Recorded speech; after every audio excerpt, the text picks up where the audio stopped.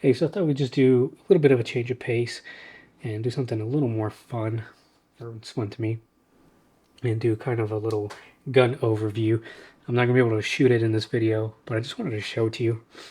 This is something I picked up not that long ago, and I've briefly shot it. I mean, I've put just a couple rounds through it because I was almost out of 38 at the time. And this is a Cimarron, and it's called The Man with No Name. Now, the story goes that in the Clint Eastwood character of the same name, for the movie, they put together something like this, except his had the rattlesnake inlay. And for the movie, it was supposed to be a 1850 Colt 1851, right? And what they did was they actually built a cartridge gun for the movie. This is, as far as I know, not a historical. There are historical ones, like the 1860, the long cylinder conversion. Apparently, there is some historical truth to that one, but this one is just a recreation of a movie prop.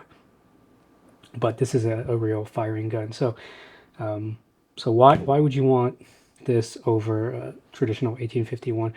Well, I mean, it's obvious, right? This is a cartridge gun. So first, before we do anything, I'll go ahead and this is a 3-click, by the way, for those who care. Right, so it's empty. So yeah, 3-click gun. So first one unlocks the cylinder, and then you have the second, which doesn't really do much, and then or it doesn't do much for our effect. It's of little consequence to the user, and then the third one is ready to fire. So it's not the traditional 4-click, but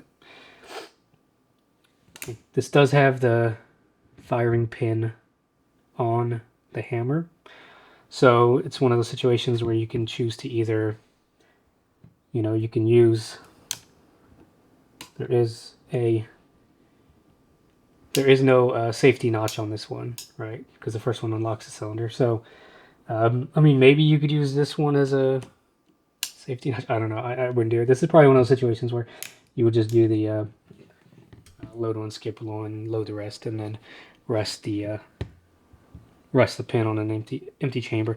I do have some 4-clicks that have that safety notch. So if you're looking for something, and you depending on what side of the fence you're on the safety notch debate versus empty chamber debate, there's a gun for everybody. This one, I would just leave an empty chamber because it just doesn't have that safety notch to begin with, anyways. So, for safety reason, you want to leave a empty chamber because, for those who don't know, if you rest this on the back of a pin and then you hit it by accident, the gun will go off. So this does have the original scroll work, which let's see if I can bring that in to show you. So it does have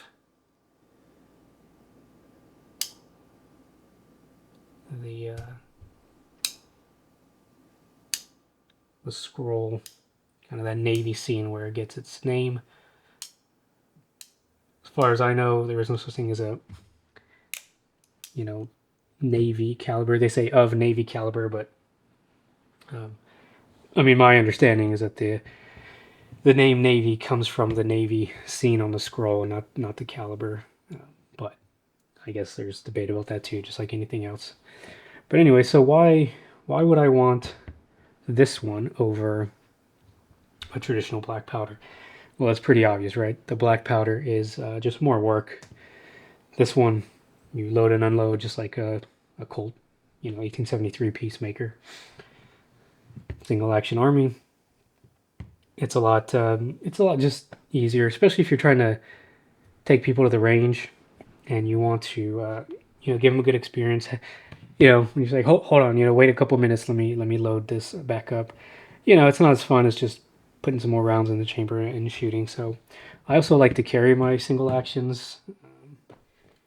So being able to put modern ammo in it, it's just easier for loading, unloading. I don't like leaving my guns loaded when they're single actions like this. I'll unload them. So if I had to unload or take the cylinder out or whatever, for black powder, it'd just be a pain. So, um, if you're a purist and you hate this, cool. There's a gun out there for you, and I don't have a problem with it. So this is my gun. Now the loading lever, which I like. So there are conversions, right? So like the Richards Mason and all that, where they converted. But what they did was they took away this whole loading lever and put like the plunger, like the 1873. And I didn't want that. I wanted the original lines. So this actually has a an actual loading lever, but it doesn't actually line up with the cylinder. So let's see if I can show you here.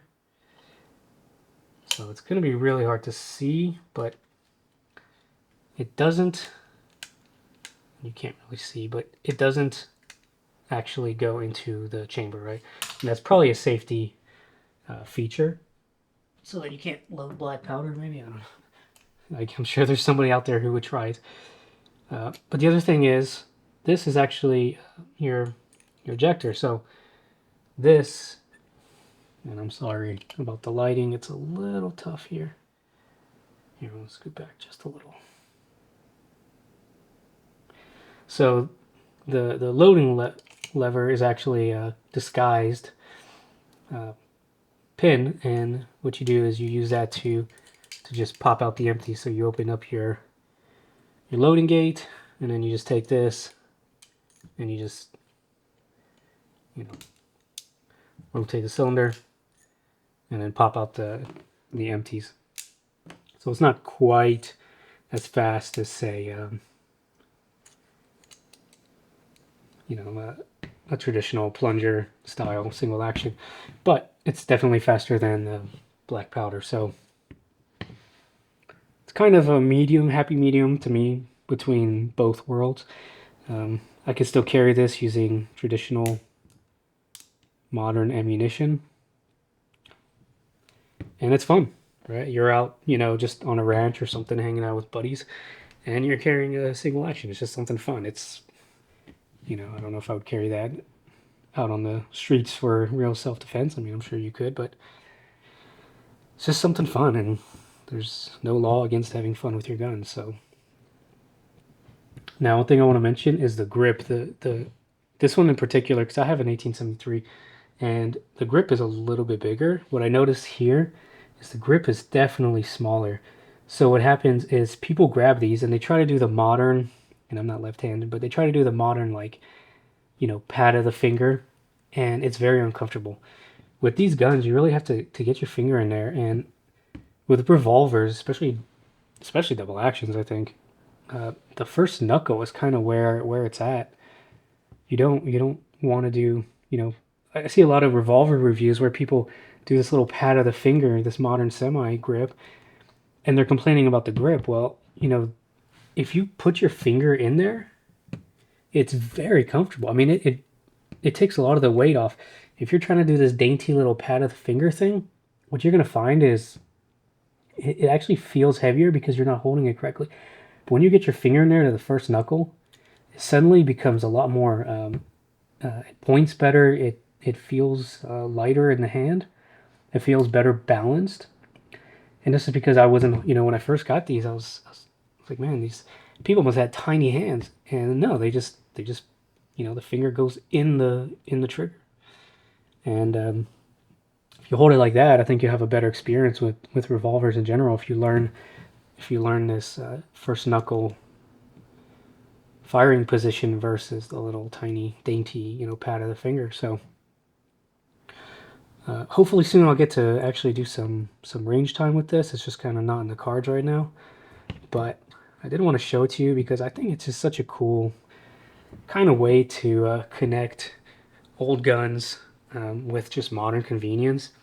And if it helps you shoot them more and appreciate the old guns more by, having this bridge, this kind of meeting between the old and the new, that gets you interested and helps you learn about the older, black powder guns, and then maybe later on you can get into black powder, right? I used to have a Hawken. I would like to get another one, but this lets me have fun and really appreciate historical guns, while still having a sense of modern convenience and not taking up too much of my time, especially if I'm trying to help other people get into guns. So that's it. Also, just to mention the sights, the back sight is here.